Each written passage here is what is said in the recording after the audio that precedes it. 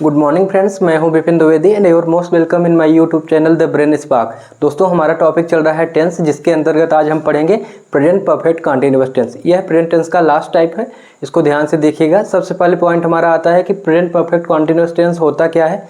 तो इसके अंतर्गत हम उस कार्य को रखते हैं जो भूतकाल में स्टार्ट हुआ हो या पास्ट में स्टार्ट हुआ हो और रिसेंटली चल रहा हो। मतलब ऐसा कार्य जो पहले ही स्टार्ट हो चुका हो लेकिन अभी भी चल रहा हो। जैसे वह 4 दिन से खेल रहा है, मतलब 4 दिन पहले से यह कार्य हमारा स्टार्ट हुआ था और अभी चल रहा है, अभी भी वह खेल रहा है। इसको हम किसके अंतर्गत रखेंगे?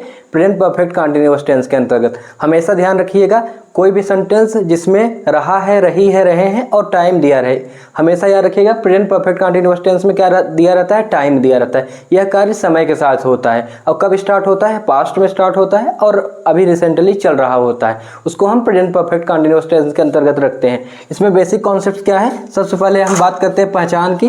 तो इसमें क्या कंटीन्यूअस, यहाँ ध्यान से देखिएगा, कंटीन्यूअस लिखा है। कंटीन्यूअस टेंस के बारे में हमने आपको बताया था, हमेशा क्या आता है? रहा है। क्योंकि हम प्रेजेंट टेंस की बात कर रहे हैं इसलिए लास्ट में है आएगा ही। रहा है, रही है और रहे हैं, बेसिकली इतना होता है। और जब भी हम प्रेजेंट परफेक्ट कंटीन्यूअस टेंस की बात करते हैं तो इसमें क्या आ जाता है? टाइम दिया रहता है, समय दिया रहता है। यह बेसिक इतना है। अगर इतना बस दिया रहता है तो वह कंटीन्यूअस टेंस के अंतर्गत चला जाता है, किंतु यहाँ पे क्या दिया गया है? आपको टाइम दिया है, समय दिया गया है, इसलिए इसको किसके अंतर्गत रखा जाएगा? Present perfect continuous tense. इसकी जो हेल्पिंग वर्ब होती है वह होती है has been and have been. इसकी दो हेल्पिंग वर्ब होती है, एक हैज बीन होती है, दूसरा हैव बीन होती है। बेसिक सा है, मैंने आपको बताया है कि हैज का यूज कहाँ होता है, हैव का यूज कहाँ होता है। तो सिंगुलर सब्जेक्ट, यहाँ देखिए लास्ट में यस है, yes for singular. Singular subject के साथ हैज बीन का यूज होगा और प्लूरल सब्जेक्ट के साथ किसका होगा? हैव बीन का। ये किसके साथ होगा? सिंगुलर सब्जेक्ट के साथ। सिंगुलर सब्जेक्ट कौन कौन से होते हैं? ही, सी, इट और एक नाम। 4 ही ऐसे वर्ड हैं जो सिंगुलर सब्जेक्ट के अंतर्गत आते हैं। हमारा क्या है? ही, सी, इट और एक नाम। अगर आप पहली बार क्लास देख रहे हैं तो आप पहले जाके प्रीवियस क्लासेस को ध्यान से देखिए, क्योंकि हर टेंस एक दूसरे से जुड़ा हुआ है। अगर आप प्रीवियस टेंस को अच्छे से समझ पाएंगे तो यह सब आपके लिए बिल्कुल आसान होगा। और हैव बीन, इसका यूज किसके साथ होता है? प्लूरल सब्जेक्ट के साथ। मतलब इन चारों के अलावा जो भी रिमेनिंग बचते हैं वो सब कहाँ आ जाते हैं? हैव बीन के साथ जुड़ते हैं। और इसमें एक बेसिक सा पॉइंट है, टाइम दिया रहता है, इसलिए इसमें किसका यूज होता है? सिंस और फॉर का यूज होता है। सिंस और फॉर का यूज होता है समय के लिए। इसका यूज हमने आपको फर्स्ट क्लास में टेंस के बेसिक कॉन्सेप्ट्स के साथ बताया था कि कहाँ सिंस का होता है, कहाँ पे फॉर का। हमेशा याद रखिएगा, सिंस और फॉर का यूज हमेशा परफेक्ट कंटीन्यूअस टेंस में होता है, चाहे वह प्रेजेंट की बात हो या पास्ट की या फ्यूचर की बात हो। एक बार फिर से देख लीजिए आप कि सिंस का यूज कहाँ होता है, फॉर का यूज कहाँ होता है। तो सिंस का यूज ऐसा होता है जहाँ पे टाइम क्या होता है? निश्चित होता है, हमारा समय जो होता है निश्चित होता है। और फॉर का कहाँ होता है? अनिश्चित समय के लिए। मतलब जहाँ पे आपको टाइम इंटरवल दिया रहता है, समय अवधि दिया रहता है। फॉर एग्जाम्पल वो 2 दिन 4 दिन, इसमें आपको अनिश्चित टाइम की बात हो रही है, इसलिए इसको किसके अंतर्गत रखा जाएगा? फॉर के अंतर्गत। और जब हम सिंस की बात करते हैं तो सिंस में निश्चित टाइम होता है। फॉर एग्जाम्पल इसमें आपका कैलेंडर का समय, क्लॉक का समय, part of day, part of life. जैसे लाइफ की हमारी कोई भी स्टेज, जैसे इन्फेंसी, एडोलेसेंस, चाइल्डहुड, ये सब किसके अंतर्गत आ जाएगा? सिंस के अंतर्गत। कैलेंडर का टाइम, फॉर एग्जाम्पल 1 जनवरी, 5 फरवरी, सब किसके अंतर्गत आएगा? सिंस के अंतर्गत आएगा। और आपका क्लॉक का टाइम 5 o'clock, 6 o'clock, सब किसके अंतर्गत आएगा? सिंस के अंतर्गत। क्योंकि यहाँ पे हमारा टाइम जो है क्या है? निश्चित है। तो सिंस के साथ क्या चला जाता है? आपका निश्चित समय कहा जाता है सिंस के साथ, और अनिश्चित कहा जाता है फॉर के साथ। इसमें बेसिकली आपको क्या आता है? क्लॉक का टाइम आ जाता है, कैलेंडर का आ जाता है, पार्ट्स ऑफ डे आ जाता है, for example Noon, night, morning, part of day, और लास्ट आपका क्या? Stage of life. मतलब हमारे जीवन की अवस्थाएं, जैसे एडोलेसेंस हो गई, आपकी इन्फेंसी हो गई, शैशवावस्था, बाल्यकाल, सब ये किसके अंतर्गत आता है? सिंस के अंतर्गत आता है। अनिश्चित समय के लिए फॉर एग्जाम्पल 2 days, इसमें आपको टाइम इंटरवल दिया रहता है, समय की अवधि दी रहती है। इतना ही बेसिक इसमें कॉन्सेप्ट्स हैं, याद रखिएगा। यहाँ पे कंटिन्यूअस की बात कर रहा है तो जब भी कंटिन्यूअस आता है तो मेन वर्ब में क्या लगता है? आईएनजी। हमेशा याद रखिएगा, हमने प्रीवियस क्लास में पढ़ा है, कंटिन्यूअस की बात आएगी तो आईएनजी लग जाएगा, आपका हेल्पिंग वर्ब हैज बीन और हैव बीन यूज होगा, और टाइम के लिए किसका यूज होगा, सिंस और फॉर का। जब आप सेंटेंस को ध्यान से देखिए, उसको पहचानिए कि वह किस टेंस की बात कर रहा है। अगर उसमें टाइम और रहा है, रही है, रहे हैं दिया है तो आप प्रॉपर इसका यूज करिए। उसके बाद समय के लिए समय को देखिए कि वह निश्चित है कि निश्चित, उसके अनुसार आप सिंस और फॉर का यूज कर दीजिए। अब हम एग्जाम्पल देखेंगे और उसके थ्रू हम क्वेश्चन को क्या करेंगे, सॉल्व करेंगे। ध्यान से देखिएगा, कोई लेंदी नहीं है, बस आप ध्यान से समझने पे फोकस करिए, उसके बाद आप आसान से तरीके से इसको कन्वर्ट कर पाएंगे। आइए देखते हैं। हमने आपको बताया था 4 प्रकार के सेंटेंस होते हैं। कोई भी आप टेंस पढ़ेंगे उसमें इन चारों सेंटेंस का ही यूज होता है। तो सबसे पहले आपका क्या होता है, सिंपल, दूसरा होता है निगेटिव, तीसरा होता है इंट्रोगेटिव और चौथा होता है इंट्रो प्लस निगेटिव। इसका एग्जांपल हम देखते हैं। हमने क्या हम पढ़ रहे हैं, प्रेजेंट परफेक्ट कंटीन्यूअस टेंस। इसका एग्जांपल हमारे पास आता है, मैं 4 दिन से सो रहा हूँ। यहाँ पे देखिए, रहा है, रही है, रहे हैं आ गया आपका। अब यहाँ पे टाइम भी आपको दिया है, 4 दिन क्या है हमारा, टाइम है, इसलिए किसके अंतर्गत आ जाएगा, प्रेजेंट परफेक्ट कंटीन्यूअस टेंस के अंतर्गत। नेगेटिव इसका क्या बनेगा, मैं 4 दिन से नहीं सो रहा हूँ। नेगेटिव में हमेशा क्या आ जाता है, नहीं आ जाता है, नहीं सो रहा हूँ। इंट्रोगेटिव में आपको क्या आएगा, क्या स्टार्टिंग में आ जाता है, तो क्या मैं 4 दिन से सो रहा हूँ, और लास्ट में आपका क्या आता है, इंट्रोगेशन मार्क।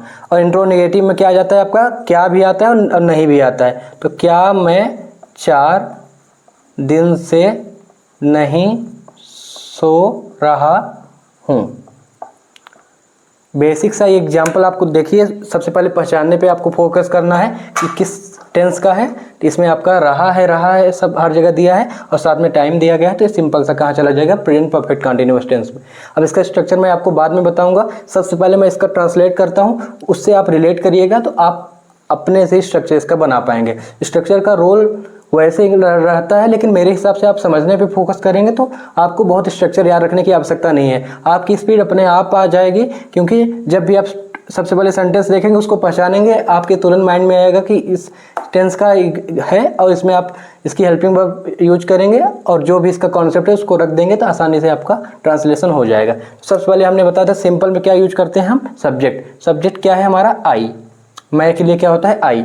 अब हमको देखना है आई सिंगुलर है कि प्लूरल, क्या है, प्लूरल। तो इसके साथ किसका यूज होगा, हैव बीन का। I have been. अब हमने आपको बताया था कि सब हेल्पिंग वर्ब के जस्ट बाद किसका यूज होता है, मेन वर्ब का। मेन वर्ब क्या है हमारा, सोना। सोना को इंग्लिश में बोलते हैं स्लीप। और जब भी कंटीन्यूअस टेंस कहीं भी आपको दिखेगा उसमें क्या लग जाएगा, आईएनजी। तो आई हैव बीन स्लीपिंग, यहाँ पे हमारा टाइम क्या दिया है, 4 दिन। हमने आपको बताया था कि टाइम के अकॉर्डिंग हमारा किसका यूज होता है, सिंस या फॉर का यूज होता है। तो 4 दिन हमारा क्या है, टाइम इंटरवल है, यहाँ पे समय की अवधि का बोध हो रहा है, इसलिए यह अनिश्चित है। और अनिश्चित के लिए हमेशा किसका यूज होता है, फॉर का। तो फॉर टाइम हमारा कितना है, 4 दिन, तो 4 डेज। ध्यान दीजिएगा, यहाँ पे डे नहीं डेज है। डेज क्यों है, क्योंकि एक से ज़्यादा दिन है, तो यह क्या हो गया, हमारा बहुवचन हो गया, इसलिए इसके लिए इसको हम क्या बना दिए, सिंगुलर से प्लूरल। अगर यहाँ 1 दिन लिखा होता तो 1 डे बस होता, लेकिन यहाँ पे 4 दिन है इसलिए 4 डेज हो जाएगा। दूसरा हम देखते हैं, सब्जेक्ट हमारा सबसे पहले आएगा, उसके बाद हैव आएगा। अब हमें ये इसमें यह ध्यान दीजिएगा, पहले जब हम पढ़ते थे टेंस में तो क्या करते थे, हेल्पिंग वर्ब के जस्ट बाद क्या लगाते थे, नॉट।